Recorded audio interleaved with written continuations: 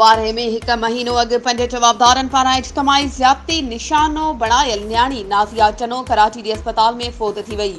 जंहिंजूं आख़िरी रस्मूं राति देर सां वारे में अदा कयूं वयूं, जंहिं बाद तॾो ख्वावड़ मोहल्ला ईदगाह में विछायो वियो, जिते वारसनि सां सियासी समाजी धुरियुनि समेत शहरियुनि जो ताज़ियती सिलसिलो हलंदड़। उन मौक़े ते एसएसपी कंबर आसिफ रज़ा बलोच पहुची ताज़ियत कई।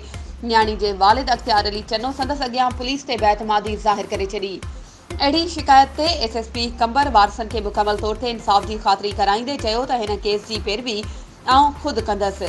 एसएसपी वारसनि खे शिकायत ते इन्वेस्टिगेशन ऑफिसर राइला गोपांग खे हटाइण जो पिणु हुकुम ॾेई छॾियो।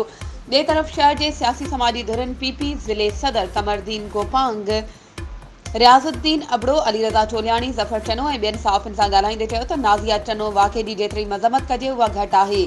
यादि रहे त न्याणी सां गैंग रेप केस में घुर्बल जवाबदारनि मां हिन वक़्त ताईं सिर्फ़ 3 जवाबदार वज़ीर छुट्टो, ख़ादिम छुट्टो, ईसा खाल गिरफ़्तार थी सघिया आहिनि, जॾहिं त रहियल 2 जवाबदारनि बाबति पुलिस का बि अॻभराई हासिल न करे सघी आहे। वधीक ख़बरूं ऐं अपडेट्स जे लाइ असांजे चैनल खे सब्सक्राइब कयो ऐं हा, बेल आइकन खे प्रेस करणु न विसारिजो त जीअं असांजी हर नई अचण वारी वीडियो तव्हां ताईं पहुची सघे।